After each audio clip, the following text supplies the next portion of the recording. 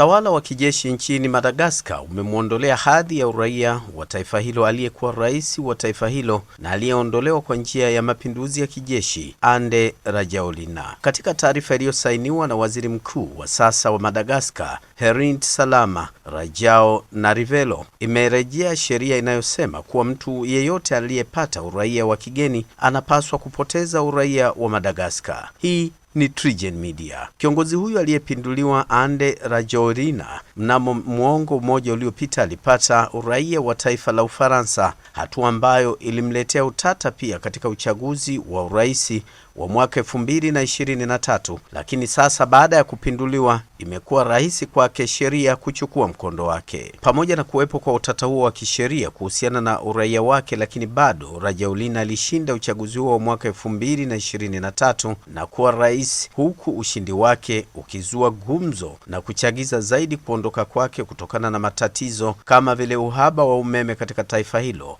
uhaba wa maji ambao bado unalikabili taifa hilo. Huenda huu ni mwanzo tu wa utawala wa kijeshi wa Kanali Michael Randrianirina wa kuchukua hatua za kisheria dhidi ya Rajoelina, ambaye kwa sasa amekaririwa akisema kuwa yupo mahala salama, japo hajaeleza wazi ni wapi huko aliko. Utawala wa kijeshi wa Madagascar huenda kazi yao haikuwa ngumu sana kutoa madaraka hayo kutokana na nguvu kubwa iliyotumika kutoka kwa vijana alimaarufu kama Gen Z, ambao maandamano yao pia kwa kiasi kikubwa yalilindwa na jeshi hilo dhidi ya polisi ambao awali waliarifiwa kuwaua waandamanaji 22. Hata hivyo, katika jitihada za kujaribu kutuliza hali ya hewa, Rajoelina alivunja serikali yake kwa ahadi ya kuiunda upya, lakini shinikizo likasalia pale pale kwamba na yeye ni lazima aweze kuondoka. Hatua hii ya mapinduzi yanayoendelea kwa sasa katika mataifa mbalimbali kama matokeo ya wimbi la vijana hawa Gen Z, huenda ni mfumo mpya ambao